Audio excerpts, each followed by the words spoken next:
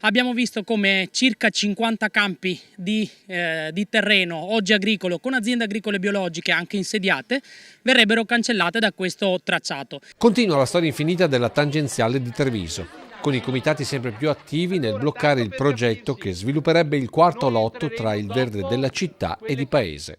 Comitati che oggi hanno organizzato una passeggiata di protesta contro una realizzazione che definiscono inutile e dannosa. Noi oggi abbiamo voluto portare i cittadini con i loro piedi, con le loro mani, con i loro occhi a vedere dove ci sono questi passaggi, perché la gente in macchina non si rende conto di cosa va a perdere, e speravamo di portare anche i politici, perché questo è un tema chiaramente di politica regionale. Un'opera di 90 milioni di euro per 3 chilometri che altri cittadini definiscono essenziale per allentare la morsa del traffico nel quartiere di San Giuseppe.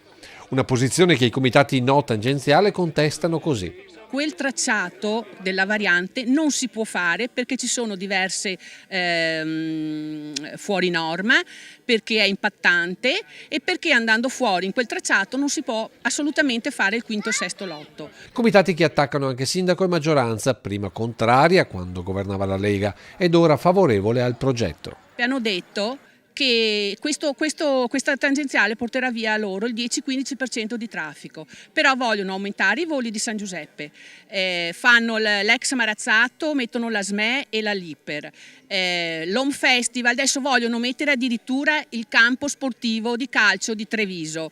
Quante macchine in più? 40-50% in più. Vi stanno raccontando delle storielle. Che non è possibile che cambiando carega si cambi anche idea. Su questi noi saremo intransigenti e quindi diciamo al sindaco Manildo che la sua posizione non è una posizione in cui uno ci deve pensare se serve o non serve, ma è una posizione che deve essere chiara.